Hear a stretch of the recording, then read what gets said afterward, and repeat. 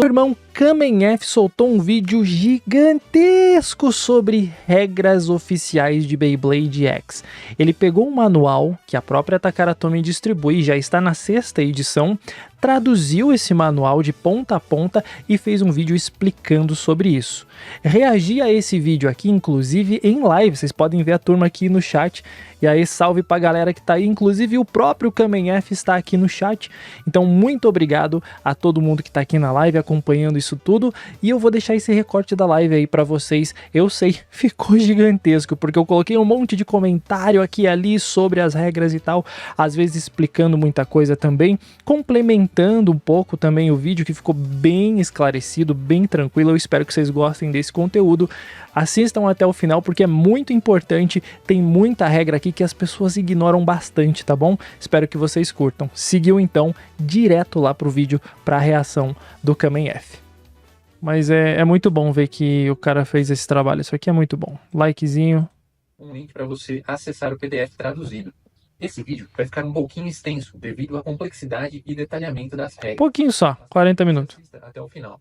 Vamos. A gente pode discordar ou preferir utilizar outras regras. Porém, eu acho importantíssimo que haja uma padronização no O regulamento, Kamen F ganhou um inscrito, hein? tanto amadores Tem gente que quer brigar com regra, quer discutir regra, quer negociar com as regras do jogo. quanto oficiais. Essa padronização é muito importante para que um dia Beyblade possa vir a se tornar um esporte. Eu digo Esporte já acho demais, mas assim, um jogo, né, competitivo, como sempre falo, Pokémon TCG. que é o primeiro passo em direção a isso.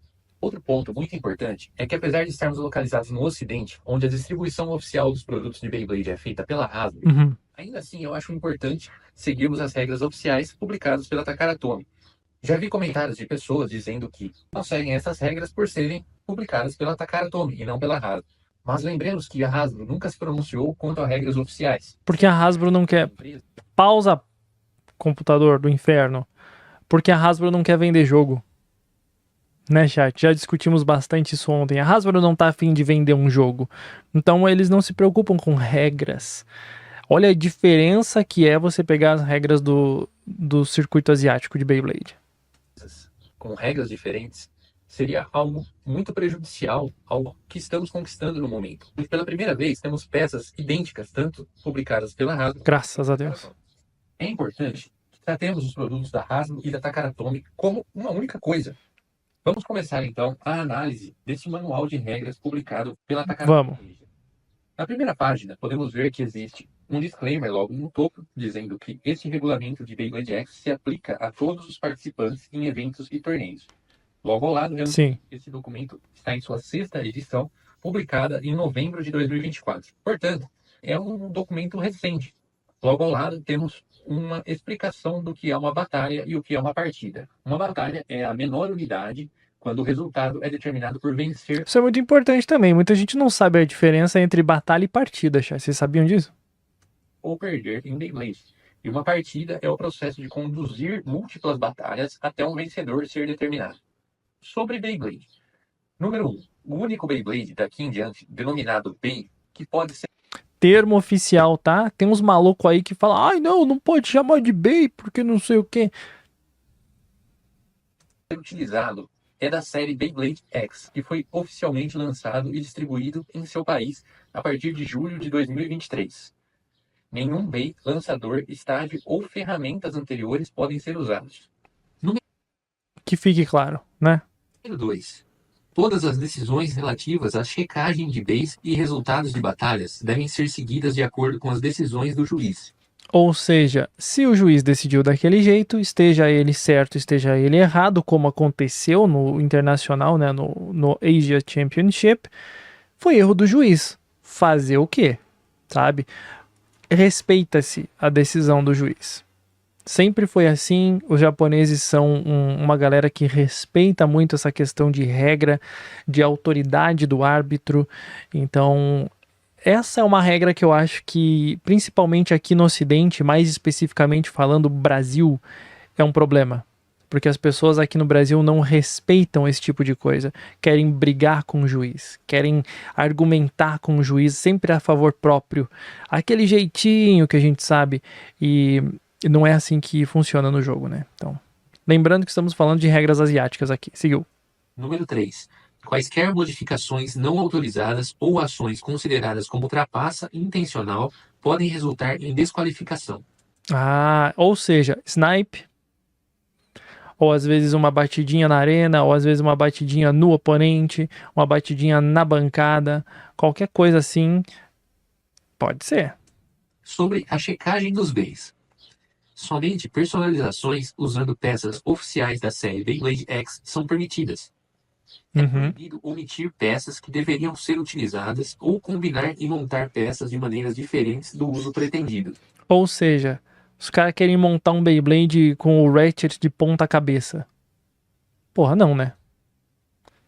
Aqui, faço o primeiro parênteses para explicar essa regra. Você não deve utilizar um Beyblade X sem uma das peças que deveriam constar nesse Beyblade. Por exemplo, você não pode montar. Isso especialmente pensando no sistema CX que vem agora, porque a gente sabe que a parte de cima da Blade, a parte de metal e o Gear Chip, ela vem... você pode separar ela da estrutura do Beyblade já, porque o Ratchet ele vai encaixar na parte do Assist Part de baixo, né? Então é importante isso aí também. Um combo sem utilizar uma hatchet, utilizando apenas a Blade e a Bit. Número 3. Desmontar ou modificar peças oficiais do BEI e usar tais peças é proibido. O que quer dizer? Isso aqui quer dizer os mods. Fazer pintura, ou às vezes lixar uma peça que já acontece, muitas pessoas fazerem isso.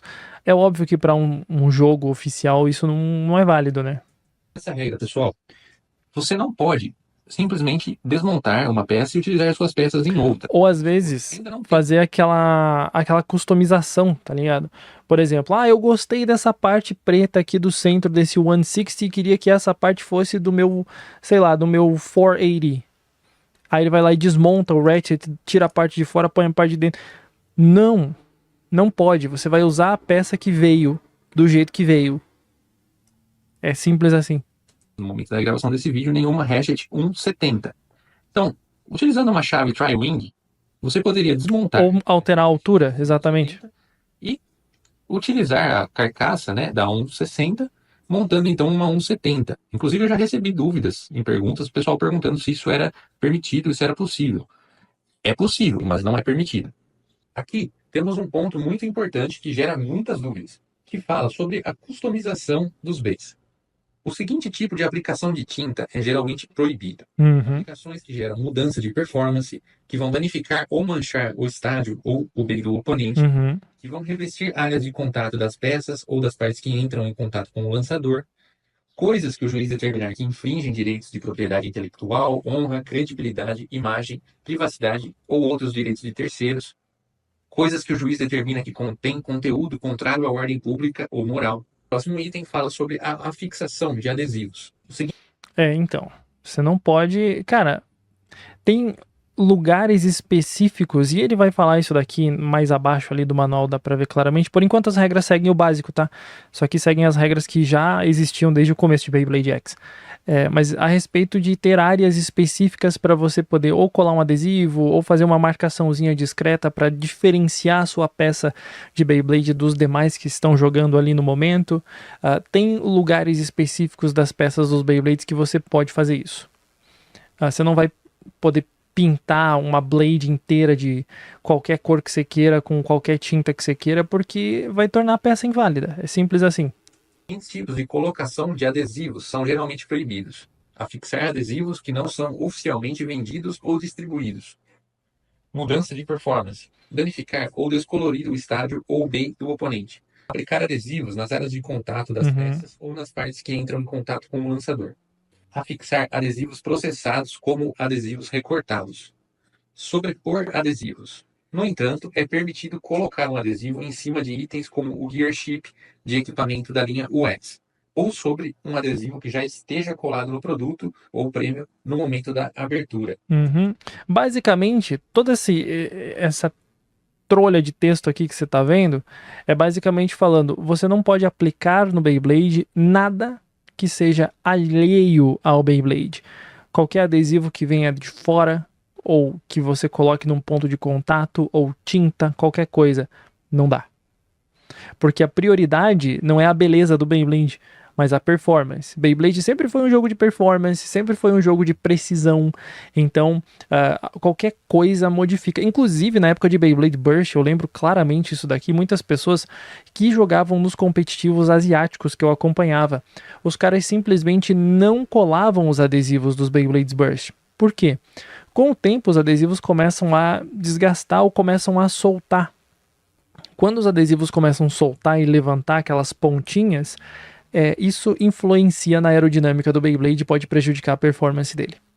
Então, para não ter problema nenhum de performance, seja para equilíbrio, seja para aerodinâmica, competitivamente na Ásia, o pessoal de Beyblade Burst nunca colava adesivos. Isso é bem interessante de perceber. E aqui embaixo a gente tem um diagrama que mostra as áreas em que são permitidas pintura no Beyblade. E Exatamente. aqui, pessoal, a gente tem que abrir uma interpretação, certo? A pintura que está se referindo aqui não está se referindo a você aplicar um metal coat no Beyblade, tá? Exatamente. Vemos aqui as partes que estão sendo mostradas, né? Que seria o gear chip, a parte aqui de dentro, né? De cima da parte. Qualquer parte que não tenha contato com o lançador ou com o oponente e que seja uma marcação discreta, tá válido para você marcar como sua peça. Parte plástica do Beyblade e alguns pontinhos de contato aqui que não entram em contato com a Beyblade do oponente e tal. O que esse diagrama quer dizer não é que você pode pintar toda essa parte, né? Você não pode fazer isso. Você pode marcar essas partes. Você pode fazer uma marquinha. Isso era muito usado no começo, quando existiam poucos bens lançados, muitos combos repetidos. Então, fez necessário colocar isso no manual. Inclusive, existe um vídeo no canal do YouTube da Takara Tomy que fala sobre isso. Os locais que você pode fazer uma marcação de caneta ou escrever algo. Isso também pode ser feito na bit, né? Nessa parte aqui da bit. Essa parte de cima aqui. Que não tem contato com peça nenhuma, essa parte encaixe nenhum. Aqui do meio, certo? São partes que você pode marcar ou escrever algo. Então, são partes aí que você pode fazer uma marquinha na Bey, mas o manual ele não é tão claro quanto a isso, mas eu interpreto que você não pode pintar totalmente essas áreas, tá? Não só pode. fazer algumas pequenas marcas. Exato. Marca discreta. Infringindo aí outras regras aqui. Não, só vai desqualificar o Beyblade pro competitivo. O cara que quer entrar num campeonato, né, num jogo, para ganhar um prêmio a partir de uma entrada ou inscrição paga, se ele fizer um metal coat, se ele pintar inteiro, modificar todo o Beyblade dele, é óbvio que ele não vai poder participar, porque aquilo ali vai estar contra a regra. Cima, certo? A mesma aplicação vale para adesivos. Você pode aplicar adesivos sobre o gear chip. Fica um pouco ambíguo se você pode fazer isso também na linha BX, porque o manual trata apenas da linha. Na linha BX também pode, porque tem adesivos oficiais de Drum Swords, por exemplo, aqueles distribuídos pela prefeitura lá naquela cidade lá no Japão. Nos BX também pode, mas assim, é específico. O Edge, certo? Mas eu acredito que não haja problema em você colocar um adesivo em cima de um gear chip da linha BX, desde que esse adesivo seja distribuído ou vendido oficialmente, tal como fala no manual. Número 4. É proibido o uso de peças cuja performance original foi alterada ou melhorada. Aqui nem precisamos dizer nada, né? Você não pode modificar nada das peças originais, adicionar peso ou qualquer outro tipo de trabalho. Não pode também raspar as peças. Às vezes você quer que uma needle se torne uma semi-flat. Não. Provavelmente, eu não sei se aqui fala a respeito de desgaste especificamente, mas qualquer peça que tenha perdido a performance pretendida para ela na concepção, na fabricação, na ideia daquela peça, por exemplo, uma needle sendo muito mais para ataque do que para defesa, do tanto que gastou, não é válido. Número 5. Após apresentar o bem, você não pode trocar a menos que instruído pelo juiz. Se uma troca de bem for permitida, ambas as partes podem trocar. Então, sobre esse item, depois que você apresentou o seu combo ao juiz, você não pode alterá-lo, apenas se o juiz autorizar. Se ele autorizar um dos dois competidores a trocar de bem ou de combo, ambos podem. O outro também vai estar autorizado a fazer isso. Número 6. Após apresentar seu bey, o juiz removerá as blades, hatchets e bits do bey de cada competidor, verificará cada parte e devolverá o bey ao usuário sem remontá-lo. Número 7. Os competidores mostrarão uns aos outros a parte da frente e a parte de trás de seus bays, sem entregá-los um ao outro para confirmação. Uhum. Número 8. A troca de modo das peças com a função de mudança de modo ou a alteração de orientação das peças, como catracas e etc., pode ser feita em cada batalha após mostrar os bays um ao outro e após o pedido do juiz. Sobre esse ponto, ele está dizendo aqui de peças como, por exemplo, a Bit Transpoint, que você pode trocar o modo dela, né, deixar ela mais alta ou mais baixa antes de lançar. Então você pode fazer isso, né, depois que o juiz verificar o seu base sem problema nenhum. E no segundo item aqui que ele fala sobre orientação das peças como catracas, que seriam as hatchets, né? Eu acredito que eles incluíram esse item na regra já pensando em uma futura bay que gira para os dois lados. Não, mas hoje mesmo a gente às vezes troca a orientação do Ratchet para alinhar ou desalinhar, né? O 160 com o Drunbuster, por exemplo. Então já tem esse tipo de coisa, né? Número 9. Observe que essas ações envolvendo a separação de bens devem ser concluídas dentro do prazo estabelecido pelo juiz. Número 10. Você não pode trocar E aí, bens e Kais? peças entre batalhas. No entanto, quando a batalha termina e o oponente muda, você pode trocar bens e peças. Isso aqui, pessoal, é algo que a gente não vê sendo muito aplicado nos torneios por aqui, tá? A Uhum. maioria dos torneios, até por facilidade, anotar os combos de todo mundo, acaba estabelecendo que o competidor só pode usar um ou três combos aí durante todo o torneio. Mas nas regras oficiais e nos torneios oficiais, né, promovidos pela Takara Tomy, você pode utilizar outros combos quando você muda de oponente. Você não precisa necessariamente usar os mesmos três Bs do começo ao fim do campeonato. Faz sentido, porque lá eles podem comprar, porra, vem bem no salgadinho lá. Né, Aero Pegasus? Só que aqui é um pouquinho mais complicado, né? O produto é um pouquinho mais caro, então quando muito a gente tem um deck 3-on-3. Mas de fato, assim, entre os rounds, né, da partida, entre as batalhas da partida, não é permitido trocar peças ou Beyblades, mas se você terminou uma partida e vai enfrentar outro oponente, você pode trocar seu deck sem problemas. Se você tiver alguma dúvida sobre a verificação de Bey, informe o juiz no local. Opiniões após o início da partida ou de qualquer pessoa que não seja o jogador não serão aceitas. Uhum. Sobre a checagem de lançadores, incluindo os grids e etc. Uhum. Isso aqui é uma seção que as pessoas têm muita dúvida, né? A questão de acessórios e tudo mais. Omitir peças que deveriam ser utilizadas ou combinar e montar peças de maneiras diferentes do uso pretendido. Uhum. Então aqui, pessoal, a gente está falando de uma coisa bem simples, né?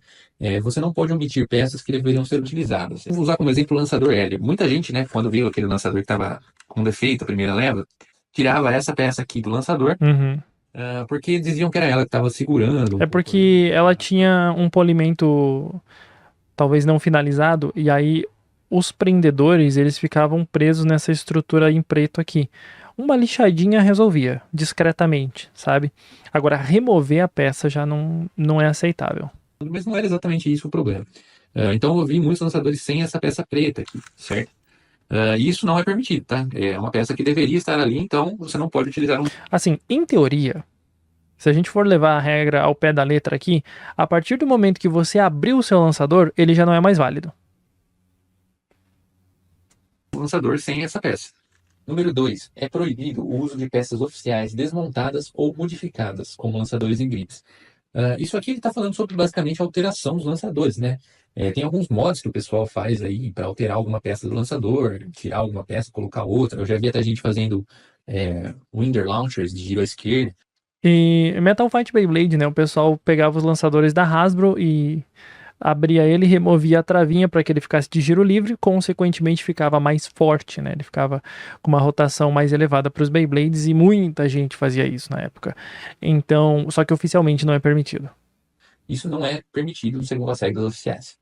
Esses tipos de pintura são geralmente proibidos, que gerariam mudança de performance, danificar ou manchar o estádio ou o bem do oponente, revestir áreas de contato das peças ou das partes que entram em contato com o lançador, coisas que o juiz determinar que infringem direitos de propriedade intelectual, honra, credibilidade, imagem ou privacidade ou outros direitos de terceiros, ou coisas que o juiz determinar que contém conteúdo contrário à ordem pública e moral.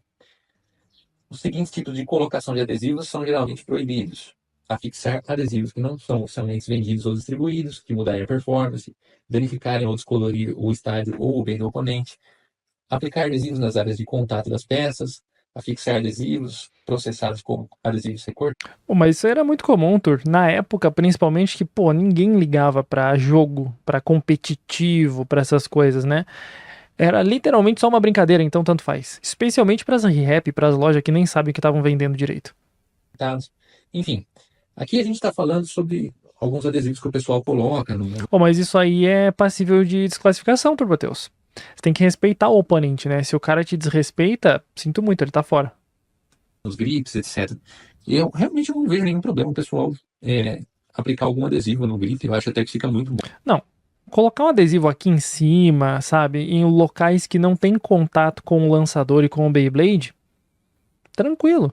Até colocar como ele tem aqui, né? Uma impressão modificada no Battle Pass e tal. Pô, tranquilíssimo. Não vai alterar a performance em nada.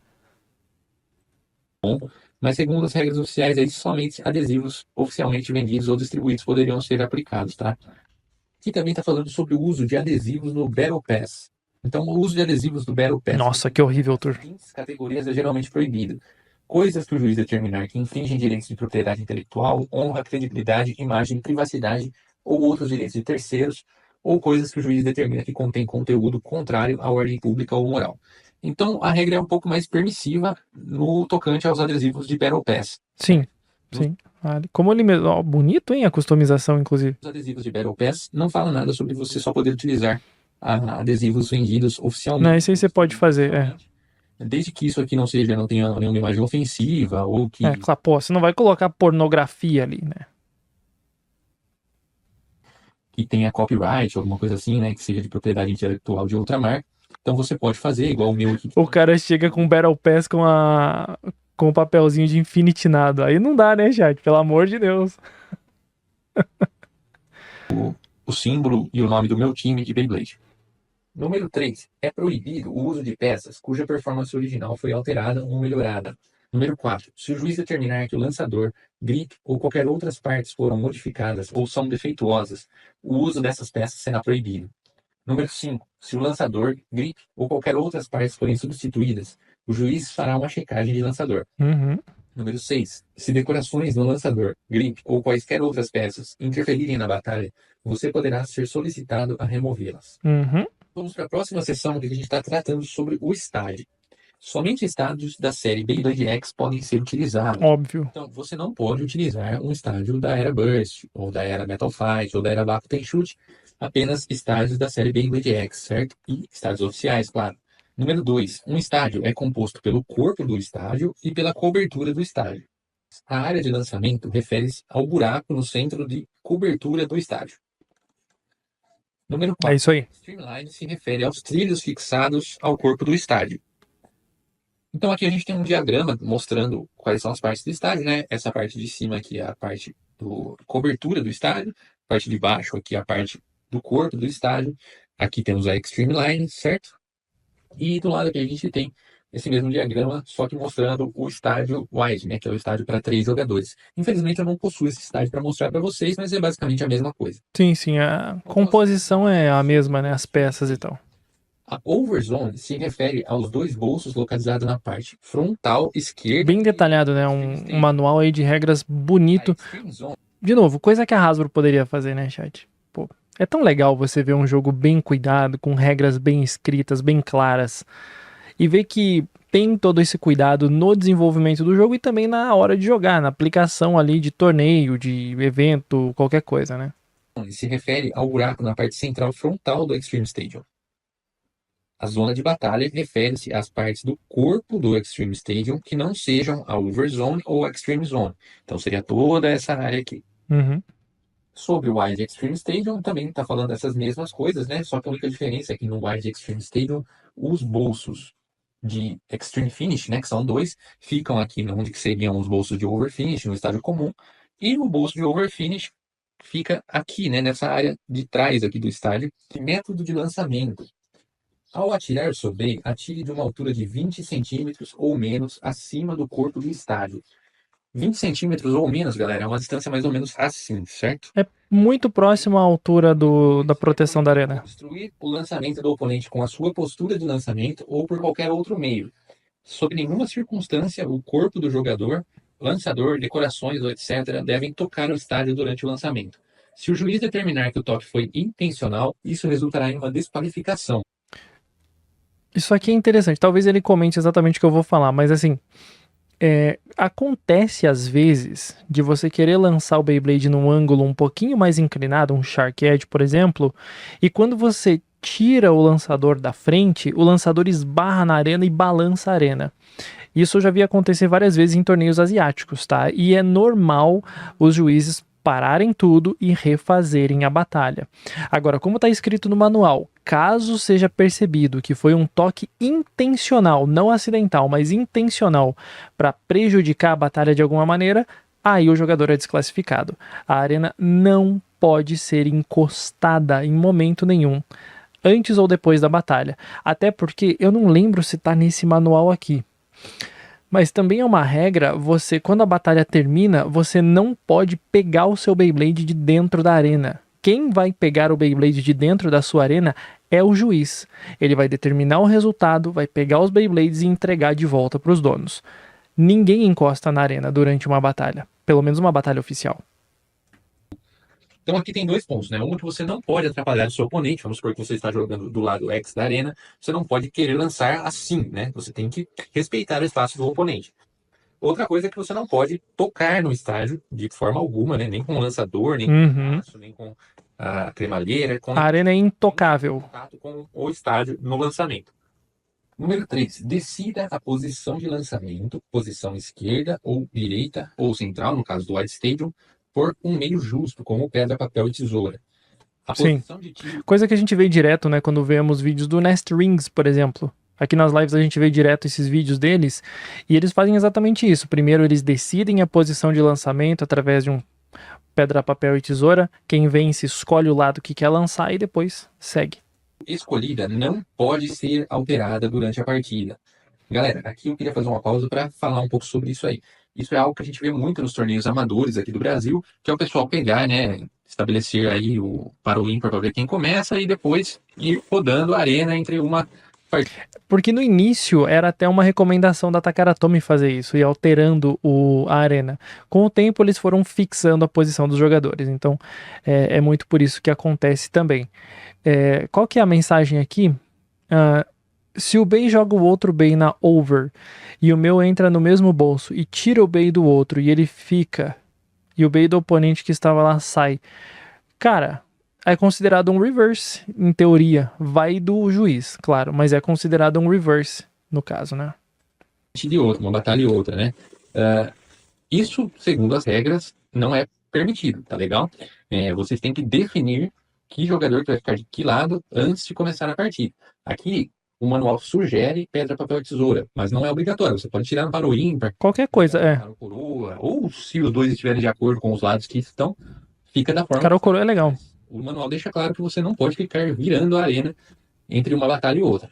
Número 4. Lance ao grito de 3, 2, 1, let it rip. Puta, isso aqui, chat. Isso aqui é importantíssimo. E não só as palavras corretas que devem ser ditas, né? O 3, 2, 1, let it rip. Mas o tempo. Isso é uma coisa que eu percebo que pouquíssimas pessoas respeitam fora da Ásia. Existe um tempo da contagem que é exatamente calculado para que o jogador se prepare.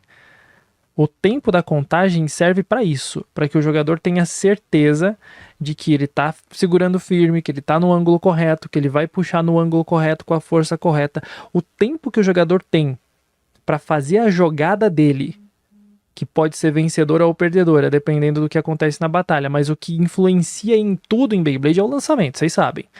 Aí quando o cara tem um momento de se preparar, é esse momento da contagem. 3, 2, 1, let it rip.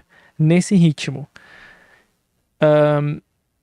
É dito let it rip no ocidente de forma oficial, go shoot na Ásia de forma oficial. Só vou dizer isso.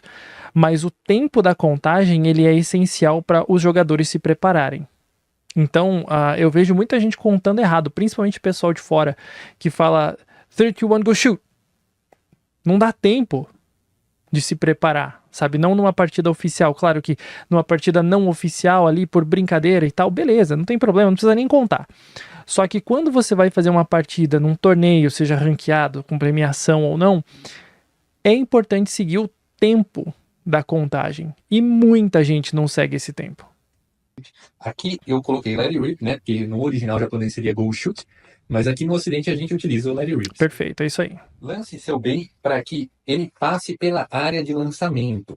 Isso aqui também é importante, tá, galera? Ao lançar o bait, ele precisa, para ser um lançamento válido, certo? Ele precisa passar pela área de lançamento. Ele tem que Se é essa cair área, na arena, exato. você não pode. Isso tem mais uma regrinha no manual que fala sobre isso mais à frente. Lançar o bait aqui, tá? Nessa área de cima da proteção. Acontece do Beyblade às vezes bater no oponente e pular em cima da proteção da arena. Aí tudo bem. Mas o lançamento, os dois têm que encostar no chão da arena. Essa aqui é a parada. Proteção da arena. Número 6. Quando o juiz gritar 3, 2, 1, let it rip, lance o seu bait durante o grito de rip. Tá? Isso aqui também é uma coisa que a gente vê bastante confusão aí nos torneios afora. O tempo de lançamento e também por falta de instrução às pessoas também, seja os juízes, os árbitros, né, ou os jogadores. As pessoas vão puxar a cordinha ou a cremalheira no momento do rip. Let it rip. É aí que se puxa a cordinha. Né? A determinação do que seria uma queima de largada, um atraso de largada. Isso.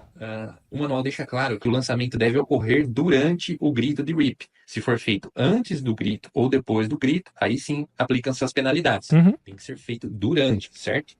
Número 7. Não lance o seu bem enquanto o mantém ancorado no estádio. Se o juiz determinar que o toque foi intencional, resultará em desqualificação. É aquilo que eu falei anteriormente, né? É comum. Lançar o bem desta forma aqui, ó. A gente não pode colocar, não pode encostar, encostar, lançar, muito menos aqui. Acontece às vezes de você lançar e o bait bater na arena, o seu lançador bater na arena. Já vi isso acontecer inúmeras vezes. Nesse caso, o round só é anulado e é refeita a contagem. Aqui dentro, né? Lançar ele de alguma forma aqui dentro do estádio, enquanto mantém. Aí você estaria impedindo o oponente, né? No caso, estaria dificultando o lançamento do oponente. Então, Encostado também quebra outra regra. Sobre a batalha. Número 1. Depois de lançar, dê um passo para trás. Depois de lançar, dê um passo para trás. Não fique com a cabeça em cima da arena. Primeiro, porque é perigoso. Segundo, porque normalmente em torneios é importante registrar a batalha. Aqui, pessoal, é mais por questão de segurança, tá? Principalmente de crianças, que costumam ficar com a cabeça em cima do estádio aqui, né? E a segunda regra também fala sobre isso. Não olhe para dentro do estádio, que é para você justamente não ficar com a cara aqui em cima. Não olhe para dentro do estádio é um pouco extremo, né? Também se a gente parar para pensar. Lance e não olha. Não é isso que o manual quer dizer. Quer dizer para você não ficar com a cara dentro da arena.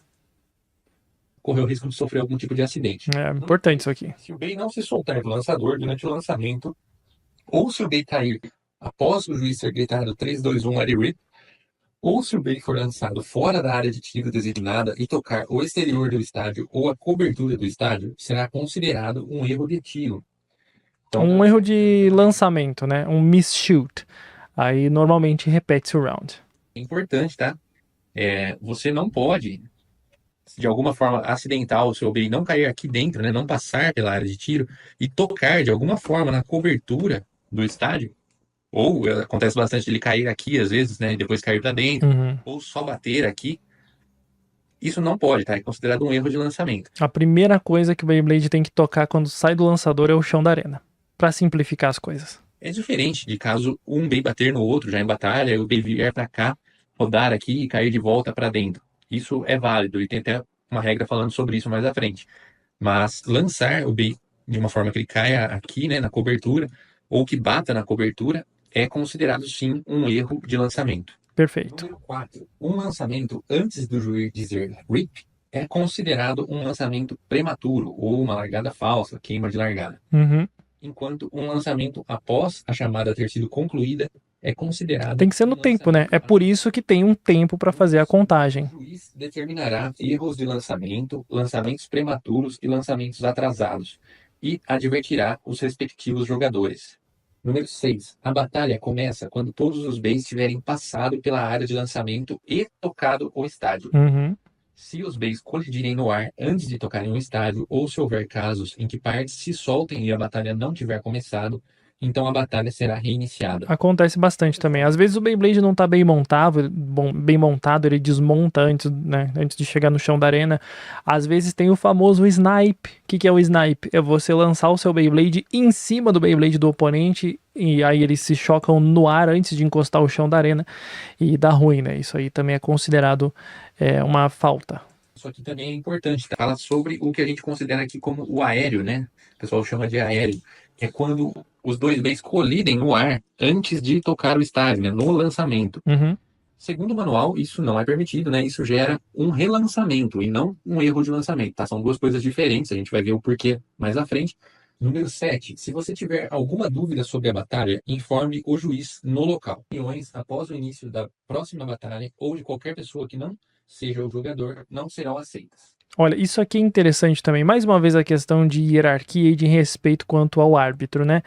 Se você tiver alguma dúvida sobre a batalha, por exemplo, o que pode, o que não pode e tal, informe o juiz no local. Opiniões após o início da próxima batalha ou de qualquer pessoa que não seja o jogador não serão aceitas. Quem tá de fora só assistindo, quer dar uma opinião?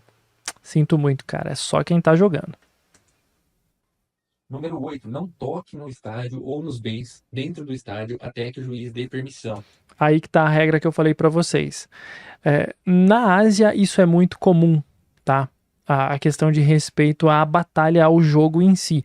Então, por exemplo, a batalha acontece, os caras dão um passo para trás, observam o que acontece na batalha a partir do lançamento deles, e aí termina a batalha. O juiz determina o resultado, spin, over, burst, extreme, seja o que for, e aí ele vai pegar os Beyblades e entregar para os donos, ou então o juiz vai fazer um sinal para os donos poderem pegar os Beyblades. Normalmente o juiz entrega de volta. Galera, isso aqui também é muito importante, tá? A gente vê muito nos torneios aí, às vezes um Bey tá girando aqui no bolso de overfinish e o outro tá aqui, né, girando na arena, e o jogador ali que souber foi parar no overfinish já vai colocando a mão para tirar ele. A gente sempre pede para esperar, tá? Espera ou o Bey parar de girar, ou o juiz determinar que não tem mais chance de ter um reverse, porque pode acontecer, tá, galera? Acontece com muita frequência, na verdade, o Bey tá girando aqui e de repente ele volta para a arena. Reverse, Inclusive, sim. às vezes você acha que ele não vai voltar, né? Mesmo que ele tá parado ali, principalmente na arena rasa, que é um pouco maior o bolso, né?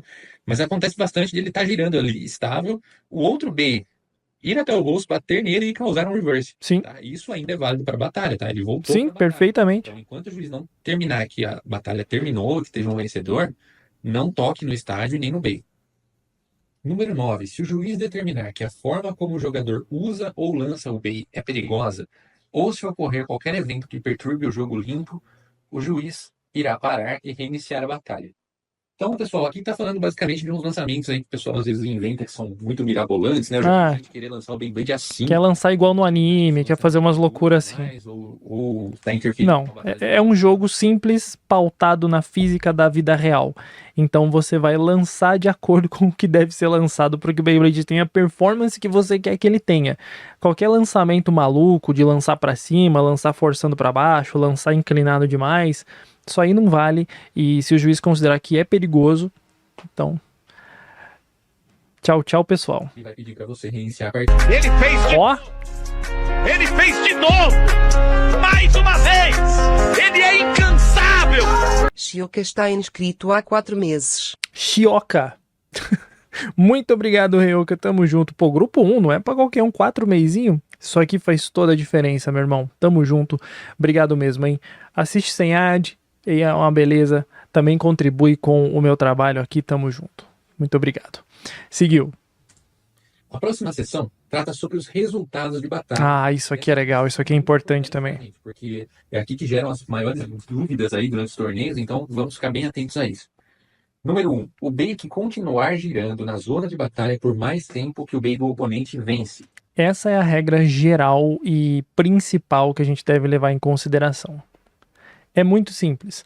O Bey que continuar girando na zona de batalha por mais tempo que o oponente vence. Acabou. Independente do que acontecer.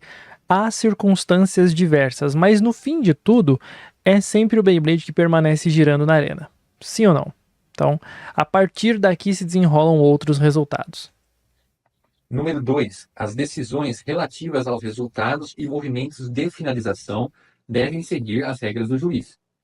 Então aqui a gente tem um quadro explicativo dizendo, né, todos os tipos de movimentos finalizadores, quantos pontos ganham, e descrevendo todos eles. Se a batalha começar sem erros de lançamento, lançamentos prematuros ou atrasados, os pontos serão concedidos com base nos seguintes movimentos finais. Exato. O primeiro a ganhar 4 pontos vence a partida. 4 pontos. Então, galera, aqui também tem muita gente que faz pontuação diferente e tal. E, Até como 3, até teve um 5. problema em usar regras, né, até 7 pontos, mas isso se 7. enquadra em um formato limitado, não um formato oficial. Exato. Então, Pode jogar até 200 pontos se você quiser, mas quando é um torneio, principalmente quando o pessoal se esforça em fazer um evento com premiação, sabe, uma coisa organizadinha, com ranking e tal, é importante seguir as regras oficiais. Extreme Finish. O Extreme Finish ocorre quando a BI do oponente entra completamente na Extreme Zone e não pode retornar à zona de batalha. Isso daqui é uma das coisas mais importantes. Essa frasezinha aqui no final é uma das coisas mais importantes para o jogo. Olha só. Um Extreme Finish ocorre quando o BI do oponente entra completamente na zona, na Extreme Zone e não pode retornar à zona de batalha. Então, se ele não tem mais chance de voltar à zona de batalha porque ele caiu no chão e parou de girar, porque deu burst por qualquer coisa, é dada a pontuação de acordo. Não retornar é um Extreme Finish e você ganha 3 pontos. O Over Finish ocorre quando o BI do oponente entra completamente na Over Zone. Mesma situação, mas para Over, né? Na zona de batalha. Você ganha 2 pontos. O Burst Finish, né, que ocorre quando as peças do BI se destacam e se separam antes do BI do seu oponente, tais como Blade, Ratchet ou Beat, você também ganha 2 pontos. E aqui, galera, vamos fazer um parênteses também para falar sobre isso. Ele vai falar de quando o BI solta e fica girando mesmo com a bit um pouquinho solta. Quer ver? Isso. Muita gente pergunta sobre quando, né, o BI ele leva um burst, mas continua montado e girando, certo? Então, às vezes isso acontece, você ganha a batalha, você vai pegar o seu BI e a bit fica na arena. O que significa isso? Você tomou um burst, então você não venceu a partida? Não. É muito claro aqui no manual que as peças, para ocorrer o burst finish, precisam se destacar e separar. Então, porque a regra é o Beyblade que permanece girando mais que o oponente vence. Um burst finish é caracterizado quando as peças se separam e o Beyblade não tem mais condições de girar. Portanto, mesmo com a bit um pouquinho solta, se ele está girando e o oponente parou antes, seja por qualquer uma das outras finalizações, é uma vitória válida. Que uma peça, qualquer peça que seja, se separa do BI, aí sim é contabilizado o burst finish, tá? Se o BI, mesmo destravado, continuar inteiro e girando, então ainda não foi um burst. Por último, aí o spin finish, que ocorre quando a velocidade de rotação do BI oponente em sua direção de rotação original se torna 0 na zona de batalha antes do seu BI. Então, olha só, nossa, isso aqui é muito específico, mano. Isso aqui é muito específico, olha só. O spin finish ocorre quando a velocidade de rotação do BI do oponente na rotação que ele normalmente gira, à direita ou à esquerda, né? Ela se torna 0 dentro da zona de batalha antes do seu BI. Ou seja, se o Beyblade para completamente de se mover antes do seu Beyblade parar, você vence.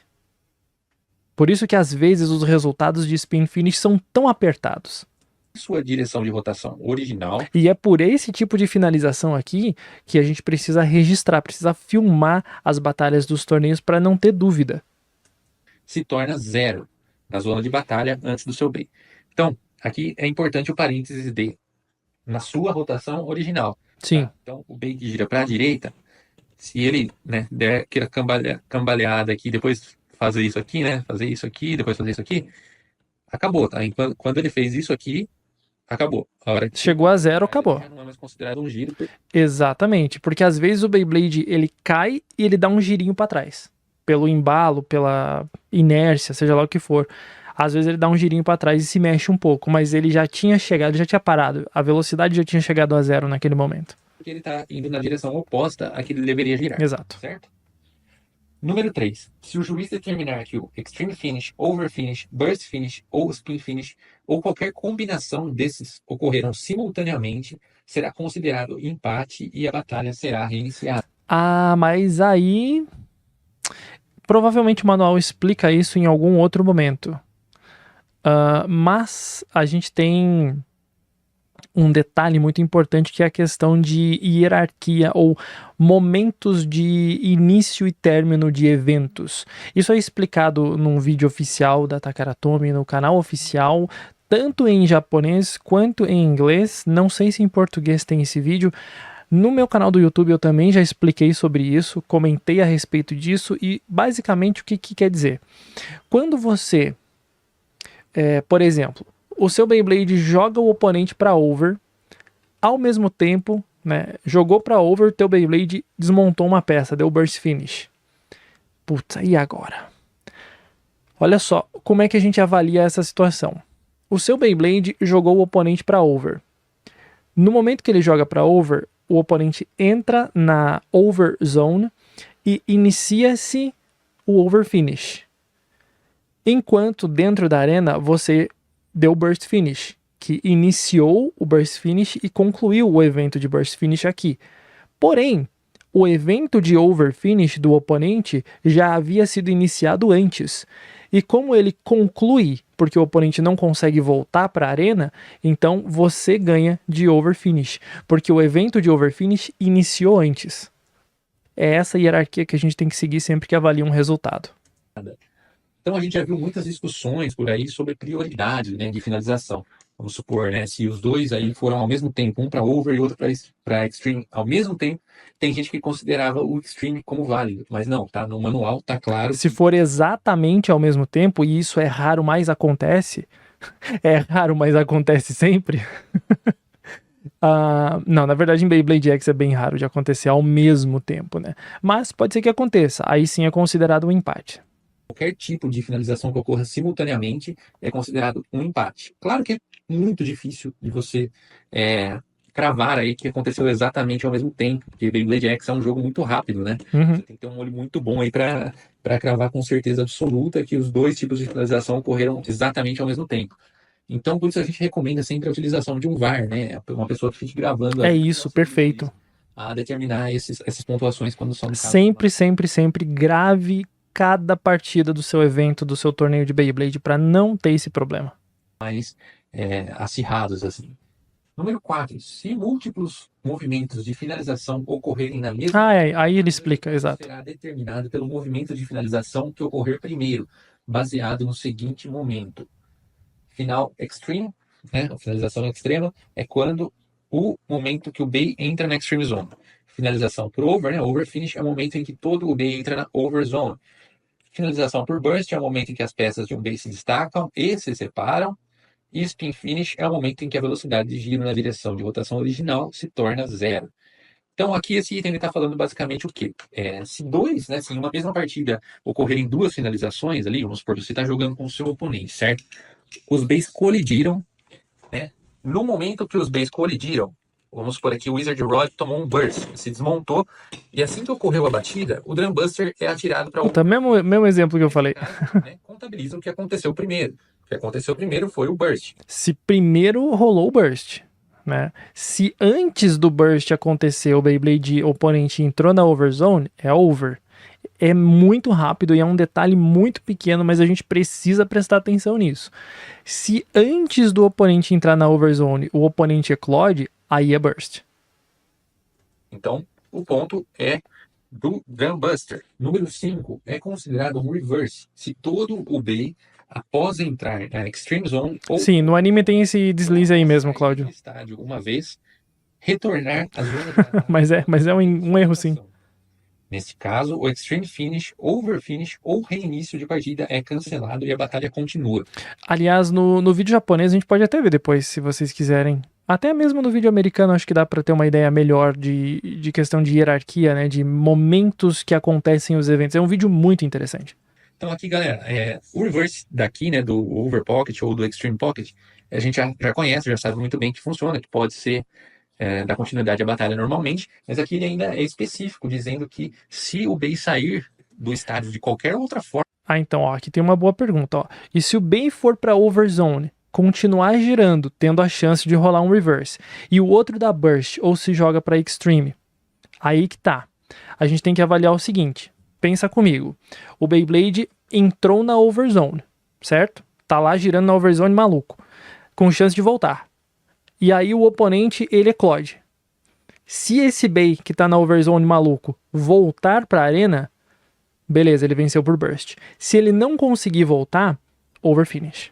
Por quê? Porque o evento de overfinish começou primeiro, independente da chance de existir reverse ou não. Se ele rolar o reverse, ele cancela o evento de overfinish. Mas se ele não conseguir voltar para a arena, o evento de overfinish que começou antes do burst se conclui. Portanto, seria overfinish.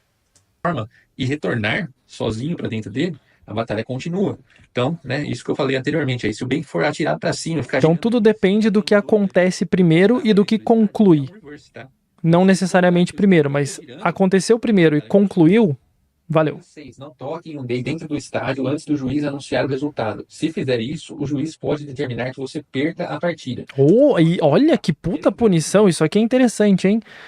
De novo, não se deve encostar na arena em momento nenhum. Mesmo quando a batalha acabou, primeiro o juiz determina o resultado. E provavelmente, e melhor ainda, o juiz mesmo devolveu os Beyblades para os jogadores. Tá? Não se acabou a batalha, você vai louco pegar o seu Beyblade.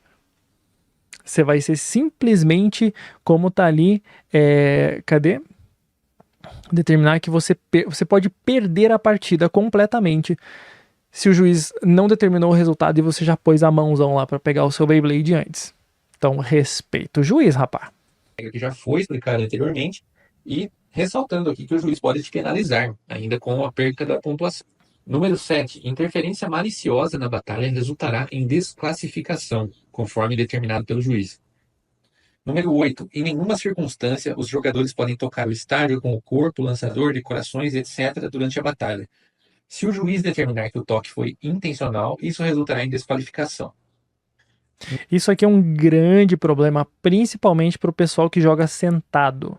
É muito comum a gente ver um pessoal sentando com as pernas cruzadas e aí quer se ajeitar ali porque está meio desconfortável e dá uma pesada na arena. Aí não dá, né? No entanto, lembrem-se, a arena é intocável durante a batalha. Isso não se aplica aos casos em que o cabo ou corda do lançador de corda toque o estádio após o lançamento, desde que o juiz determine que isso não afeta a batalha. Ah, sim. Às vezes, você lança e solta a cordinha volta e bate aqui na arena. Mas se não balançou a arena, não aconteceu nada grave, não atingiu um Beyblade, nada assim, tranquilo, segue o jogo. Se às vezes acontece a cordinha dar uma enroscada aqui nessa beiradinha aqui e puxar um pouco a arena, aí depende da determinação do juiz. Então aqui também, pessoal, eles estão repetindo algo que já foi falado anteriormente ali e adicionando uma explicação. O que acontece? A regra diz ali que você não pode tocar de jeito nenhum no estádio, né? Mas às vezes acontece aí com quem utiliza o Stream Launcher, você ao lançar, né, você solta a cordinha e ela bater no estádio. A cordinha ou o cabinho aqui. Mas às vezes é uma batidinha tão leve que não, sabe, não afeta nada. E isso, né, se o juiz falar aí que não tem problema, que não interferiu na batalha, vocês podem prosseguir normalmente. Número 9. Em caso de desqualificação, os resultados de partida anteriores não são anulados. Sim. Num torneio com regras oficiais, jogar sentado não acontece.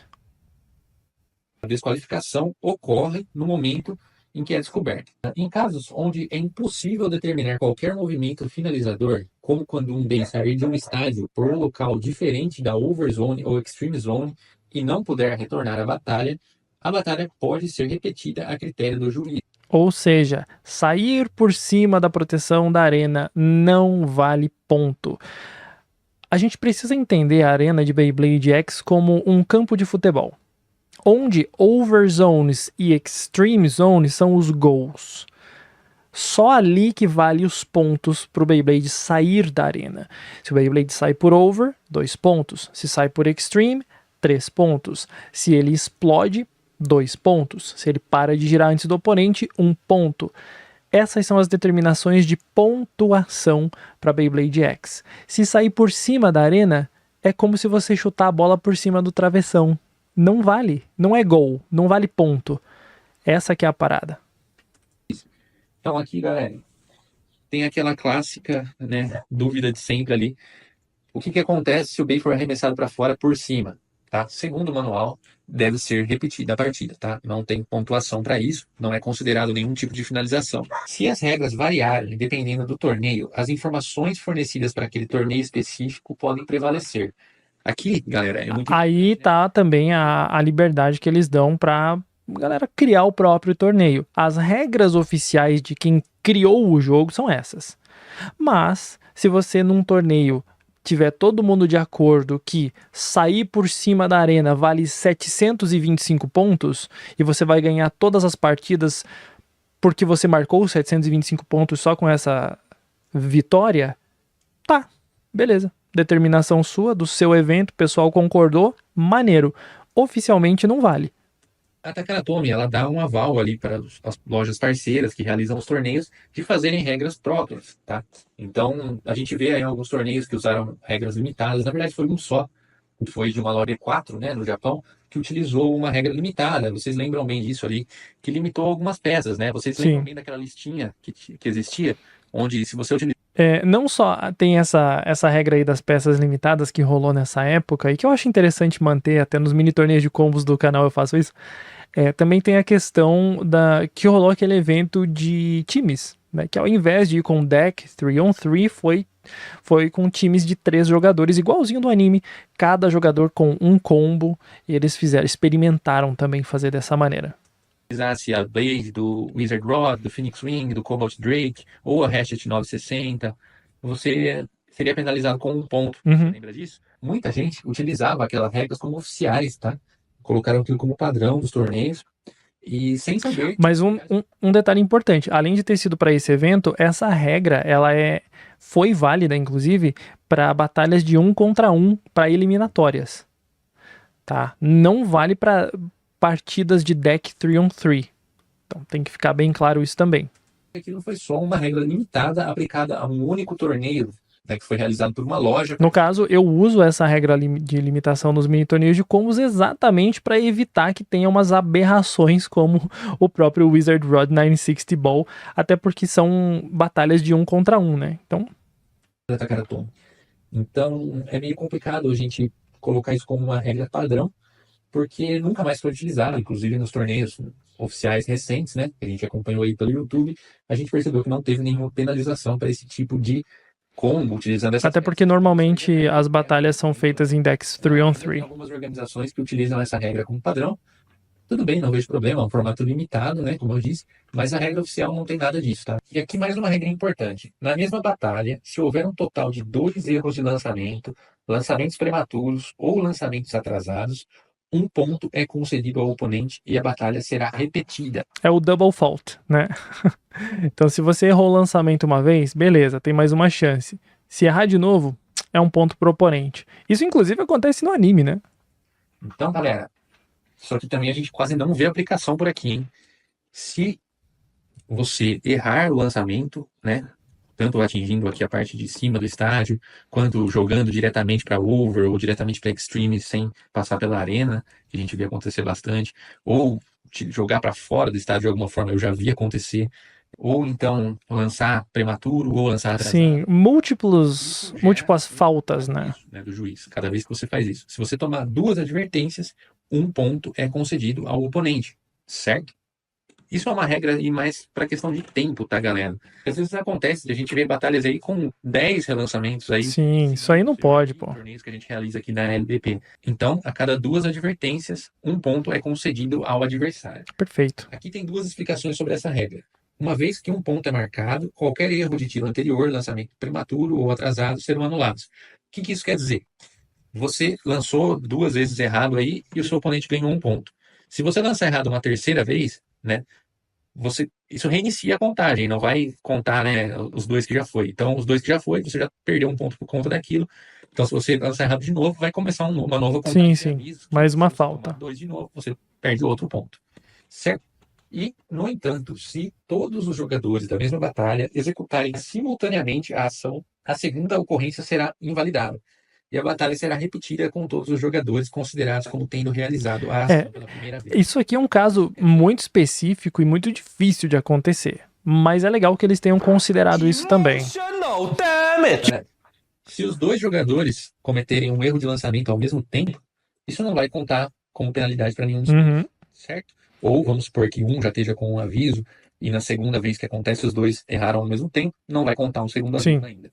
Então vamos agora para a última seção do manual, falando agora sobre os resultados de batalhas 3 on 3. Preparação. Primeiro, coloque os 3 deles na deck case na ordem em que eles vão batalhar. Deck case, inclusive, que não tem problema ser feita a partir de qualquer material e tal, contanto que siga o modelo da deck case oficial, que você tem uma abertura separada para cada Beyblade, bonitinho, é mais organizado até porque... eu não lembro se aqui nesse manual fala a respeito disso, mas quando as batalhas vão iniciar, o que você faz é ficar com o seu lançador e você entrega a sua deck case para o juiz. Ele vai colocar do ladinho ali as duas deck cases e ele vai pegar para vocês os Beyblades. Então o primeiro Beyblade de cada deck case ele vai pegar, ele vai desmontar e vai entregar para vocês desmontados para que tenha essa verificação de peças, se não tem nada colado, nada errado, aí você pega o seu combo e monta. Tá, então é assim que é a formalidade antes da batalha. E faça uma checagem de bem. Você precisa estabelecer a ordem dos seus combos, né, dos 3 que você vai utilizar, antes de começar a partida, tá? Antes de entregar ao juiz. Então tem que estabelecer a ordem e você não pode mudar essa ordem sem autorização do juiz. Número 2. Um jogador não pode usar a mesma peça várias vezes entre os bays, mesmo que cores sejam diferentes, são consideradas a mesma peça. Via de regra aqui, pelo que eu me lembro, pelo menos das regras iniciais, quando eu li com muita atenção, para um deck 3 on 3 você não pode repetir peças com o mesmo nome. Needle, needle, não pode. Needle, high needle, pode, porque são peças com nomes diferentes. Então você não pode ter um deck de 3 bays aí utilizando 2 bays com a Beat Rush, por exemplo. Durante a partida, você não pode alterar a ordem ou combinação dos 3 bays sem a permissão do juiz. Número 4. Se você não puder preparar 3 bays, você receberá um bay emprestado do juiz e usará o bay emprestado para todas as batalhas. Isso é bem legal. Sobre o resultado, o Blader, que acumular um total de 4 pontos primeiro, vence. Número 2. Batalhas são conduzidas uma por uma entre os bays na ordem correspondente, decidida por ambos os jogadores. Então, galera, você definiu a sua ordem, entregou para o juiz fez a checagem. Então, o primeiro bay que você escolheu para sua ordem vai enfrentar o primeiro bay escolhido pela ordem do oponente. O segundo bay enfrenta o segundo bay e o terceiro bay enfrenta o terceiro bay. Em caso de... o cidadão lançar o bay direto para a overzone, tocando ou não na área de batalha, não, tem uma diferença bem grande. E também depende muito do próprio juiz, o que ele considera. Eu já vi casos, inclusive em torneios oficiais, do cara lançar o Beyblade, dar uma escorregadinha na área de batalha e já ir para over. 2 pontos, perdeu, sabe? Já era. Não foi considerado erro de lançamento. Porque, teoricamente, o Beyblade caiu na arena e... ops, escorregou. Também já vi casos que deu a impressão, eu não tive certeza, mas deu a impressão que o Beyblade nem encostou na área de batalha, mas foi direto para overzone. O juiz dessa ocasião também marcou como 2 pontos como overfinish. Em empate, será realizada uma revanche com os bays de mesmo número. Então, vamos dizer aí que aconteceu um empate, né? Os 2 bays pararam de girar ao mesmo tempo. O juiz vai determinar que será feito um relançamento ou uma revanche e deverá ser utilizado... Calma aí. Felipe, é você que fez esse vídeo aqui? Primeiramente, bem-vindo no chat. Muito obrigado pela sua presença. Que vídeo delícia. Irmão, se você me permitir, eu vou fazer esse recorte aqui desse trecho da live do seu vídeo e colocá-lo no meu canal. Se você me permitir, eu coloco ele, cito o seu canal, faço uma introduçãozinha bem show pra galera chegar no seu canal também. Vai ficar legal. Se não permitir, tudo bem, mas se permitir, eu acho que são informações muito úteis, cara. Número 4. Se o vencedor não for determinado após 3 batalhas, a ordem das batalhas será reorganizada e a partida continuará. Então aqui, se mesmo depois de lançar os 3 bays, né, nenhum dos jogadores conseguiu chegar a 4 pontos, então os 2 jogadores vão reembaralhar os seus decks, né? Exato. E vão continuar. Pô, tamo junto, irmão. Muito obrigado. Que isso, que fã. Pô, aqui é tudo amigo, você tá em casa. Obrigado pela permissão. Então eu vou pegar esse recorte da live aqui e vou colocar no canal hoje mesmo, tá? Porque eu achei muito legal esse conteúdo aqui. Continuar a partida até que algum deles conquiste 4 pontos. Sobre os resultados em batalhas triplas, aqui a gente está falando do... Esse aqui é diferente, é. O White Stadium, ele é muito específico, mas é muito específico. E as duas maneiras que a Takara Tomy elaborou de fazer batalhas triplas me deixaram com vontade de experimentar o White Stadium. Porque são, assim, embora seja menos técnica, mais sorte, a dinâmica do jogo é mais interessante. Não é qualquer coisa. Eles pensaram em regrinhas bem legais aqui pra isso. Os resultados. Então, 3 jogadores batalham e o último sobrevivente é o vencedor. É que a Double Extreme Stadium, Turboteus, acaba sendo uma arena padrão de batalha 1 contra 1, sabe? Aqui as regras são diferentes porque tem 3 Beyblades batalhando. Número 2. Até que a última pessoa restante seja determinada, não toque nos Beys dentro do estádio. Se o fizer, o juiz pode determinar que você perca a partida. Neste caso, a partida continua com os jogadores restantes, sem alterar as posições de lançamento ou pontos ganhos. E o jogador que tocou no Bey é considerado perdedor. Número 3. Se vários movimentos de finalização ocorrerem na mesma batalha para um único Bey, como quando um Bey que já atingiu Spin Finish explode após ser tocado outro Bey, o resultado será determinado pelo movimento de finalização que ocorreu primeiro. Exato. E também no vídeo da Takara Tomy, tem bem explicado, bem ilustrado, inclusive, como que são essas pontuações, essas possibilidades todas. Os caras também fizeram um trabalho bem legal mostrando essas finalizações. Número 4. Se um jogador acumular 2 erros de lançamento, lançamentos prematuros ou atrasados na mesma batalha, a posição de tiro não será alterada e a batalha será reiniciada com os outros 2 jogadores, excluindo o jogador que foi eliminado. Após a batalha, se a partida não tiver sido resolvida, a batalha continuará com todos os 3 jogadores. Se um jogador for eliminado por erros de lançamento, lançamentos prematuros ou atrasados, e o jogador também acumular 2 erros de lançamento, lançamentos prematuros ou atrasados, o jogador restante receberá 1 ponto e a próxima batalha começará. Se 2 jogadores estiverem jogando com o Wide Extreme Stadium no início de uma batalha, o jogador receberá 1 ponto quando o oponente acumula 2 erros de lançamento, lançamentos prematuros ou atrasados na mesma batalha, e a batalha será reiniciada. Número 5. Na mesma batalha, se 2 jogadores acumularem simultaneamente 2 erros de lançamento, lançamentos prematuros ou atrasados, o jogador restante recebe 1 ponto e a batalha é reiniciada. É isso aí. Uma vez que 1 ponto é marcado, qualquer erro de lançamento anterior, lançamento prematuro ou atrasado será anulado. No entanto, se todos os jogadores da mesma batalha executarem simultaneamente a ação pela segunda vez, a segunda ocorrência será invalidada e a batalha será repetida com todos os jogadores considerados como tendo executado a ação pela primeira vez. Sobre resultados da partida. Então aqui são admitidos 2 sistemas de pontuação para definir a vitória. São muito legais esses 2 sistemas. Wide Extreme Stadium. Um é o sistema de 5 pontos, onde você começa uma batalha de 3 jogadores. Todos os pontos dos movimentos finalizadores dos outros 2 jogadores são concedidos ao último sobrevivente. E o jogador de primeiro acumular um total de 5 pontos ganha a partida. Isso aqui é muito legal, porque às vezes a gente tem... São 3 Beyblades batalhando. Né? Imagina um Drum Sword, aliás, um Drum Buster, um Wizard Rod e um Hell's Hammer, os 3 mais comuns.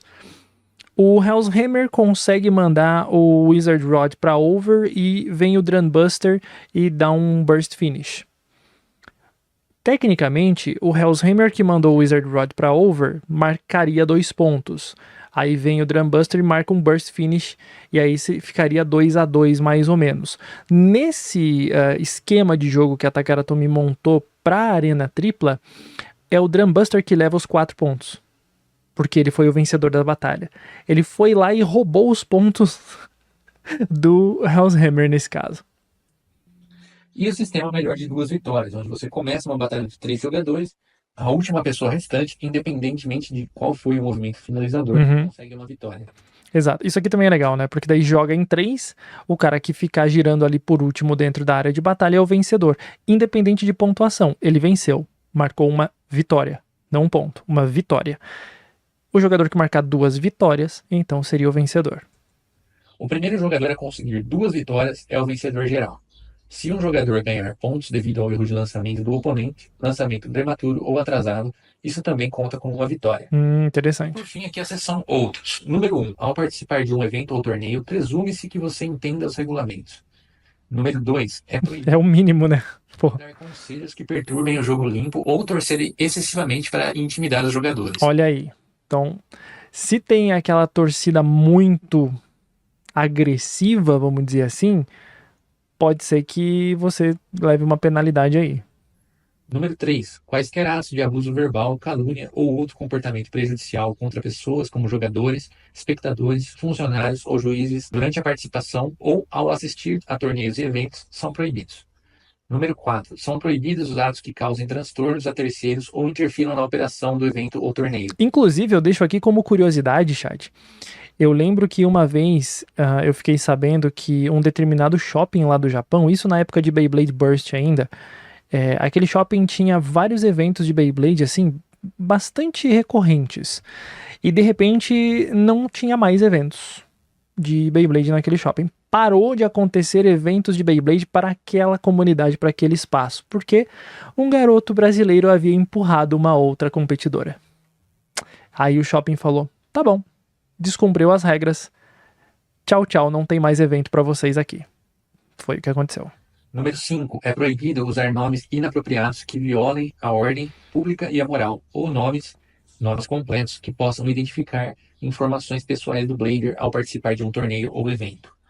Número 6. Ao compartilhar vídeos e fotos de torneios ou eventos em sites de streaming de vídeo ou mídias sociais, quaisquer ações ou conteúdo que possam levar à identificação de informações pessoais de jogadores ou espectadores, ou que possam resultar em calúnia, são estritamente proibidas.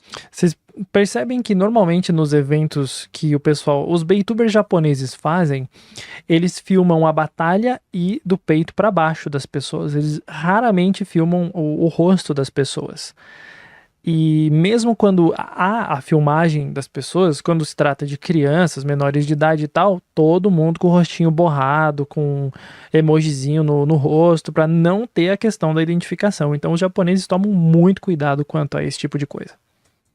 No caso de uma disputa com terceiros decorrente de conteúdo postado, incluído vídeo e imagem. Mas Cláudio, eu também achei bastante rígido mas os japoneses, eles são assim, né? Eles são extremamente respeitosos, mas se pisar fora da linha, eles também são extremamente rígidos na punição.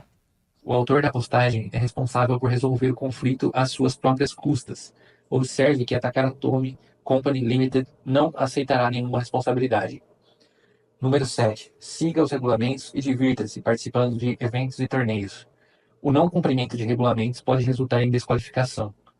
Número 8. Se você não cumprir as decisões da equipe ou do juiz em relação ao uso de Beyblade X, você poderá ser solicitado a se abster de participar de outro evento ou torneio. Então você veja aqui o problema. Lembram do Asia Championship, que rolou aquele erro do árbitro, que muita gente viu que rolou esse erro na pontuação? O cara havia colocado uma pontuação ali que na hora para ele pode ter sido que fez sentido, mas se você olhar no replay é outra coisa. Percebam que os jogadores, mesmo estando num torneio internacional asiático, eles aceitaram o resultado, viraram as costas e vida que seguiu, o torneio seguiu. Ninguém reclamou. Por quê? Porque se alguém se revoltasse, vamos dizer assim, contra aquele árbitro naquele momento específico, muito provavelmente ele não poderia mais participar de nenhuma outra competição. Então, é uma regra bem tensa também. Você pode perceber aí que o manual é bem completinho, né? Ele é bem detalhado. Bem detalhado. Pô, o vídeo é longo, o Kamen F, mas ele é extremamente esclarecedor. E eu sugiro que todas as organizações aí que promovem torneios no Brasil deem uma lida nesse documento, sim, nesse vídeo aí, e apliquem essas regras oficiais dos seus torneios. Eu acho importantíssimo que exista uma padronização de regras, porque vai haver torneios oficiais, com certeza. A gente vai ter algum torneio oficial no Brasil, promovido pela Hasbro, por lojas. Esperamos, né? Porque a Hasbro às vezes a gente tem a chance de participar de algum evento mundial de Beyblade X. Isso ia ser bom. Que é muito interessante e é muito positivo que todo mundo aí esteja antenado com as regras oficiais, que ninguém tenha dúvida quanto às regras que são utilizadas nos torneios. Isso é muito importante para a profissionalização de Beyblade. Sim, definitivamente. Tem um sonho aqui, vamos dizer assim, nessa série de Beyblade X, que é o foco que a Takara-Tomy está dando em tratar Beyblade como um esporte. Isso daqui é coisa que eu tenho falado muito, né? Em tanto canto por aí, por texto, por live. Não necessariamente um esporte, mas só o fato de termos Beyblade X sendo visto como um jogo, assim como qualquer TCG que é bem organizado, que tem premiações, que tem todas essas regras nos torneios, pode ver. Qualquer torneio de TCG vai ter um manualzão de regra desse aqui também. Eu acho muito legal esse esforço da Takara Tomy em promover o jogo. É muito valioso isso aqui. É algo que a gente sempre sonhou, né? Principalmente quem vem de lá de trás, ali, quem era fã de Beyblade há muito tempo atrás, sempre sonhou com isso. Então agora que a gente tem uma geração de Beyblade que está sendo pensada nesse sentido, né? Que está sendo até anunciada como um Gear Sport. Sim. A gente precisa ter um olhar mais sério em relação a regras, a organização de eventos, justamente para a gente elevar Beyblade a um patamar superior, né? Além de diversão, de hobby, aí definitivamente levar isso a um patamar de competição. Exato, isso aqui também obviamente não exclui o lado divertido do jogo, de maneira nenhuma, tanto que batalhas triplas são super legais, especialmente com aquelas regras que já falei que são bem interessantes como eles montaram. A gente precisa ter essa padronização de regras, e é importantíssimo que ninguém tenha dúvidas sobre isso. E para finalizar, galera, eu queria falar apenas sobre uma coisa que eu acho que é importantíssima e que não é citada no manual, infelizmente. Opa! Eu acredito que talvez numa próxima edição desse manual vai ter algo falando sobre isso, porque esse manual já está sendo atualizado com frequência, certo? A gente já está na 6ª edição. Sim, sim. A gente tem quase 2 anos de Beyblade X e já estamos na 6ª edição desse manual, então provavelmente logo a gente vai ter mais uma atualização. Não existe nenhuma regra aqui no manual que está falando sobre o self-knockout, que é o knockout. Ah, legal, legal. Assim. O que acontece? A gente vê com frequência, principalmente em base de ataque, o jogador lança, né? E o Beyblade simplesmente se atira para fora da arena. Nos campeonatos aqui no Brasil, a gente vê a adição da regra que se um Beyblade não toca no outro, né, antes de ir para fora, isso é considerado um reinício de partida, certo? Um relançamento. Galera, por mais que isso seja de certa forma justo e por não ter contato, não consta nada na regra oficial falando sobre isso. Exato. Já existiu o formato limitado, o mesmo formato limitado aí utilizado oficialmente, que foi quando limitaram as peças do Wizard God, do Phoenix Wing, que foi aquele único torneio que eu mencionei anteriormente. Nesse mesmo torneio foi utilizado uma regrinha ali, que quando ocorria de um Bey se atirar para fora da arena sem ter tido contato com o Bey oponente, 1 ponto seria concedido ao adversário. Eu acho que essa regra é mais justa que a do relançamento. Mas enfim, vamos esperar aí para ver se existe alguma adição futura. Deixem nos comentários o que vocês acham. Pode ser que eles atualizem de fato, mas como eu comentei, eu já vi em torneios oficiais o fato do cara lançar direto para over e o juiz marcar over. Errou, irmão. O lançamento é fundamental para o jogo e você tem que saber lançar bem, especialmente num torneio internacional. Então eu vi o juiz avaliando a situação dessa maneira. Isso, se vocês concordam com todas essas regras ou não. Eu pessoalmente aí, tem várias regras aí que eu discordo um pouquinho, que eu acho que deveriam ser revisadas, mas enfim, é importante que a gente... Regra, né, irmão? Sim. Uma profissionalização de Beyblade, certo? Pessoal, muito obrigado por quem assistiu o vídeo todo. Eu vou tentar fazer alguns cortes desse vídeo também para ir postando. Perfeito. Né, sobre as regras separadamente. Então, se você puder aí deixar o seu like, se inscrever no canal, compartilhar com os amigos. Link na descrição. Para o pessoal que organiza os torneios dos Beys na sua região. Se você aí está começando a organizar esses eventos também, dê um carinho especial para esse vídeo. Se você quiser aí entrar em contato comigo pelas minhas redes sociais, fique à vontade para a gente conversar sobre isso. Estou isso. De todos aí para tirar qualquer dúvida. Vídeo excelente. Agora sim nós podemos finalizar esse recorte enorme que acabei fazendo aqui, mas com a permissão do Kamen F. Muito obrigado, meu irmão. Que conteúdo excelente que ficou. Agradeço muito aí. Olha, de um esclarecimento incrível, necessário para a galera entender as regras em detalhes, especialmente por ter traduzido o manual. E aqui, mais uma vez, eu deixo o agradecimento pelo conteúdo. Você que assistiu até aqui, muito obrigado. Se inscreve no canal do Kamen F. Também aqui, por que não? Deixa um gostei, principalmente lá no vídeo dele, que vai ajudar bastante. E espero que vocês tenham curtido. Até a próxima.